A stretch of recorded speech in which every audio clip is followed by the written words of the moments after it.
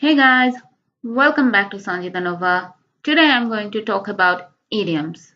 Yes, we all have learned a lot of idioms in school, which we don't actually use anymore. Some idioms can sound really outdated. So, today I'm going to give you a perfect list of idioms which you need to know and can use in your daily life conversation. But keep in mind that all these are informal idioms. Better not to use these idioms in a very formal situation. Someone or something drives me round the bend. That means something that makes me really bored. For example, staying at home all day was driving her round the bend. That means staying home all day made her really bored. The second one is doing my head in or does my head in.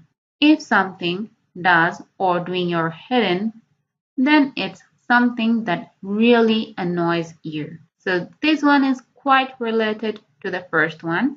For example, can you please turn the music down? It's so loud and it's really doing my head in. The next one is under the weather. You are feeling under the weather means you are feeling sick. For example, I'm sorry, I can't go with you today. I'm feeling under the weather. Or you can also say, I'm feeling quite rough. So that means I'm not feeling well today, or I'm too much tired.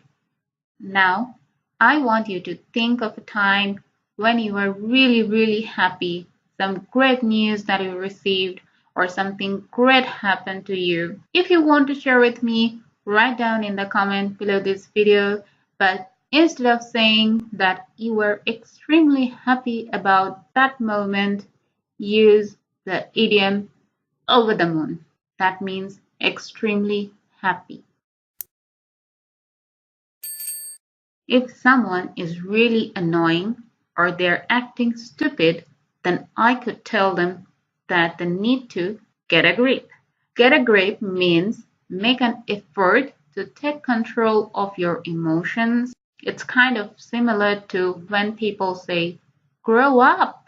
For example, someone's crying constantly for weeks after weeks because they have just broken up with their boyfriend or girlfriend and they're really sad. You might just need to say, oh, come on, you need to get a grip. Or, come on, get a grip of yourself. Control yourself. Or you might say that you are not going to be able to think clearly until you get a grip on yourself. So that's all for today's lesson. I want you guys to comment at least one example using each of these idioms. And if you did enjoy the tutorial, don't forget to give it a thumbs up, hit the subscribe button, turn the notifications on, and I will come with a new tutorial next week. Till then, bye bye.